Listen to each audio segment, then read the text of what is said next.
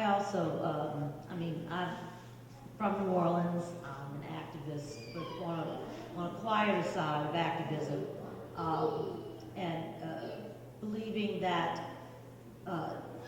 things have to start on a person-to-person basis. You know, a movement doesn't start with 10,000 people. It starts with a little group that gets bigger, and then that group gets bigger, and only because, like you say, because you start seeing results. I just want to mention to those in the audience who are here from New Orleans that in 1993, a group was formed called Erase. Has anybody here ever heard of Erase? Yes. Yeah, good. And what's phenomenal about this organization, most people know the organization from seeing the Eraseism red, white, and blue bumper stickers that are on a lot of cars, tens of thousands actually.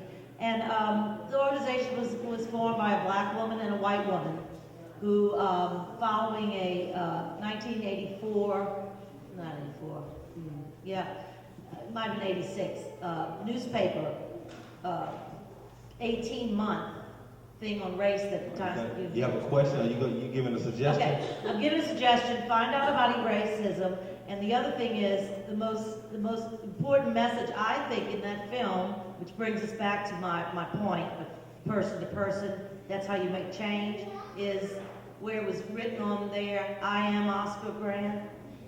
We're all Oscar Grant. And we're not a group, we're an individual.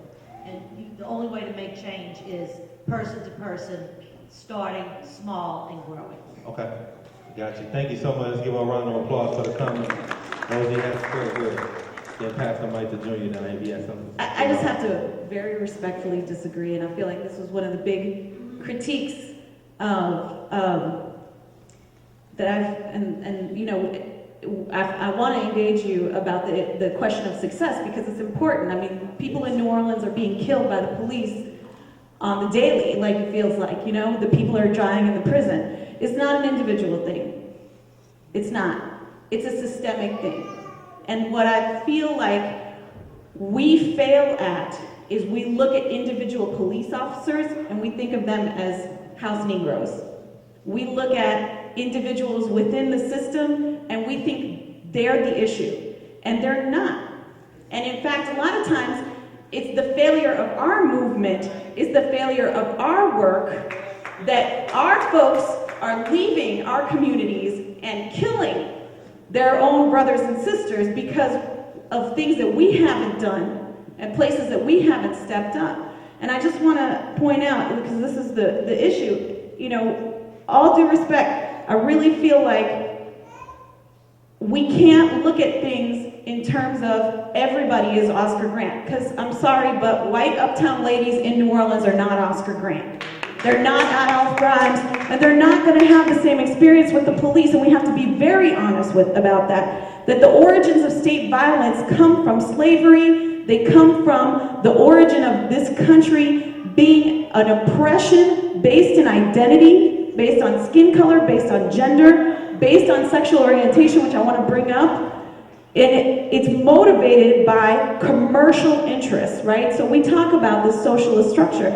If we don't address oppression, even within our own communities, how can we divest from this system if we're calling the police on each other because people are getting beaten in their own communities, people are getting shot in their own communities by people who look like that? Our movement, hasn't developed a response to violence. Until we develop our own response to violence as a community, we can't divest from the police. Our own folks are sending people to the prison system. All right, thank you. Mr. JR, and then we're going to have our next question from the audience. You know, I just think that the last speaker, she got to kind of like speak for herself. Because we have a machine that operates on resistance. We organize against police violence effectively in our community. Oscar Grant was killed on the same day as Adolph Grimes. What y'all do? That's my first question to be to her. You know what I'm saying? Is what did y'all do? And if you didn't do anything, I mean, it's real nice. We all read the theory. You know what I'm saying? But very few of us put it into praxis. You know what I'm saying? Very few of us are in the streets. You know? It's real pretty to get up on a panel, but you don't really have no relationship in the hood. You said your work was ineffective. You know what I'm saying? Our work is effective. That's why we in New Orleans pushing it. That's why we put it on the movie so we can show the world, so that we can be a model to the world. Not that we on some kind of high horse, but we also not gonna listen to no mental masturbation going on and act like these are effective solutions that can be effective. But we gonna tell you, go grassroots. Why didn't you put in your film what kind of success your resistance movement has had? Wait, hold on. We showed it. We showed. I want to address that. We showed it to you. Brother, with all due respect. Success was the diversity. Hold on, brother, please. And I'm asking, as your brother, as your moderator, as your brother, okay? First thing, the ground rules. Man, with all due respect, you had the opportunity to speak up here. You could have expressed that when you came up here, okay? Secondly, let's just say this. I understand we all have different views. We all passionate about what we do. But let's just be respectful. If somebody say something to you, let's not necessarily take it. I'm not saying this is you or anybody else or anybody in the audience. Let's don't take it as personal shots or nothing like that. Because this is the bottom line. We don't know each other personally to take it as personal shots. Brother, let me please finish, sir. I didn't respect you. Please respect me. Okay? The problem is that we don't want to have this going back and forth. We first said that it's about us hearing from the audience. If we start going back and forth up here, we're going to go back and forth all day. The whole objective was, just one question was, what was the solution? So that means, my brother, if you have had the success, give us the blueprint. If she is critiquing, let her critique. That means that's something she's probably taking away from you. You may not know it, so just give us the blueprint. I saw the success. I read about it, you see? But let's not get caught up in the emotional thing. Let's have structure and order. And that's one of the reasons why our forums are not effective is because we go in with this, and this is what it ends up being. We saw it on C-SPAN yesterday. We start going back and forth. Let's stick to the question, what are the solutions? If you got the blueprint, give it to us so we can take it back to Houston, Cali, North Carolina. I don't give a care where it is. Give us the solution. And that goes for all of us. So I just had to just say that. Thank you. Go ahead, my brother. Getting your streets and organized, getting the hood and organized. It's not no high science to it. I mean, you did it with the Paris, Texas. I heard you personally talk about it in an interview a few months ago. So it's not no magic to, and to also address what the older brother was saying out here. I mean, we learn as we go. If you sit back and sit here and try to learn everything there is to learn before you act, you'll be dead of old age. You learn as you go. We put theory and practice in action on the streets, and that's how we learn most effectively, and that's how we know if our theories work. Okay, that's right. My brother, you decided not to ask? No, come on back up to the mic, brother. No, sir, I'm not going to jump over you. No, you're right. I just had more of a comment. I was at a panel the other day when you talk about violence or whatever. I hear every time I come to a panel like this, regardless of what state it is, it's always the question of nonviolent resistance always comes up. People advocate nonviolent resistance. And I was at a panel the other day, and it was on some ex-civil rights leaders and activists, and they were talking about how they were very pro nonviolent. But when two of the people out of the three people who were speaking were all veterans of the Vietnam War, and one of them had a Silver Star for valor. So it's just funny to me that a lot of people will say that we don't need to be violent against the police, but to go halfway across the world to kill people who haven't done anything to them, and actually consider themselves heroes for doing it. And it seems to me that organized violence is the only approach that's never taken when it comes to the police. I personally think it should be looked into. So I like that. And then again, that goes back to what Mr. Walter says. Study and learn in the terrain of who you're dealing with. So I like that. Yes, sir. Yeah, I'm glad, JR, that you brought up social conditioning as we're talking about violence. There's an industry of violence, and it relates to the prison industrial complex, and it relates to entertainment, because the same Rupert Murdoch, who owns a lot of prisons and a prison industrial manufacturing system, owns Viacom, which is your cable here. And I just really want to, again, thank y'all for making this film. Adimu, Marcel, JR, thank you very much. And as one thing I want to put out to us is, we can really support this film by buying the DVD. We got them here. They're in the back. You can buy a T-shirt. I'm also a filmmaker. I know how hard it is. Was this a stage commercial? Not at all. I'm just messing with you, man. It's a light moment. I'm being silly. I'll move forward to my question. All right. I want to ask our resident village elder. He's talking about some of the lessons he's learned, and we haven't really been able to hear. Is your name Mr. Waters? Mr. Walters, yes, sir. Mr. Walters, yes. Could you talk about what you've learned in this struggle, your 35 years of struggle? Well, there's several things. But let me share this, I know this is on people's minds. The current revelations by the cover-up of the Danziger Bridge. I like to make this prediction, and then I like to explain why.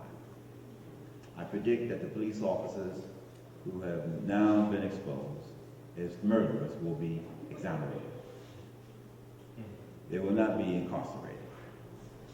Black life in this country is not valuable. It's not equal to white life. When it comes to disciplining people, particularly on jobs, workplaces, a black person can do something wrong, let's say, and a white person can do something wrong. And always historically, the white person will not share the same equal punishment as the black person. Now here we got several elected officials that were caught, from Judge Allen Green across the river, to Pampis, to Derek Shepard, to the Jefferson, to all of them. Okay, they got caught with some bribery, some theft. I don't condone that. But they didn't murder anybody. Okay? These pigs murdered our people. And not one will spend a serious time in prison. This is nothing but a repeat of what happened November 13, 1980, when Gregory Newport, a pig across the river, was busted for drug dealing. He got shot and killed, all right, in that cemetery. Then the next day, the police terrorized the Algiers community and murdered 4 white people. Sherry Singleton, who was pregnant at the time, blew her butt out the way. Her boyfriend was cut to pieces. Then they killed James Billy, who was left-handed. And those low-down bastards put a gun in his right hand, thinking to try to show that he was shooting at them. But we showed them he was left-handed. That was a planted gun. And as well as Raymond Ferdinand. Now what happened in that case? We fought that case for 7 years. We fought and carried out a massive struggle in the city. Demonstrations all throughout Algiers and this side of the river. At the time, we had the radio station on our side. I forget the sister's name, who played a valiant role of keeping this on the face every day, keeping it in people's face. And took it all the way to Dallas. And out of 26 pigs, we got 3 convicted. And each of the 3 served a year in prison. That's the level of justice we got. So that tells you, you can drive and serve some chump time. But if you kill a black person, you will not go to jail. None of these guys are going to jail. Letton has already made it clear that because of the cooperation of these cops, I'm not going to indict them. So if they don't get indicted, what should be the response? In all of these cases, there has to be a massive struggle that's sustained. Oakland is giving us some indication, but it was not always even, brother, in Oakland. It's not a put down. Let's listen to me. And sometimes in this city we had high levels of struggle, as it was in other parts of the country. What's missing is this. We do not have the kind of organization that we must have that is on a countrywide basis that can carry out struggle against the state and the employing class that it controls. We don't have the kind of leadership today on a countrywide basis that can sustain and carry out these struggles, which means this. When something goes down in Pittsburgh, people can be asked in Miami, New Orleans, and Atlanta, and LA to take action. and we take it. That's what I'm talking about. In the early 1990s, when those pigs beat up Rodney King, Got one more minute. everybody was waiting. Well, bro, everybody was waiting for the verdict. The verdict came, okay? And then a spontaneous eruption, revolt took place. Now, if we can learn from this is what we need. If we had had organization in place, real organization in place, and we had told the world, if we don't get the verdict we want, we're going to shut down the economy in California, which is the 5th largest economy in the world.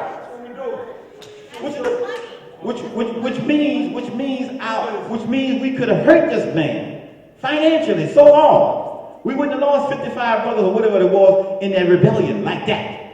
If we must die, God damn it, let's die with love and nobility. You see? And what I'm trying to get you to see, we have to study this thing on a scale or bring it to the level where it has to go. Now, and the point you made a minute ago, there's no put down on you either. I think you're a sincere, honest person. Seriously. But the point you made a minute ago, if our ancestors followed that logic that you just said, we would still be in chattel slavery. You see, there's a role violence has to play. Mr. Wallace, I have to stop you. All right, for the second time. Thank you, brother.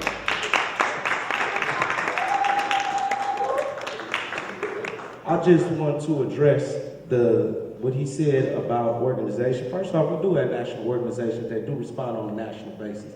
One of them is called the Prisoners of Conscience Committee, that I'm also a member of and the coordinator here for New Orleans. Chewy is in the back. Can you raise your hand, Chewy? Who organizes with our organization here, and a number of other chapters. And we're not the only one.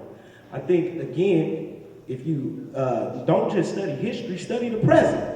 And you would know that these type of networks, but if you depend on NBC, ABC, KTVU, or whoever else, you won't see that. If you have your ear to the streets, you will. That's part of the reason why we go from city to city, so that we can speak with knowledge about what's happening around the country.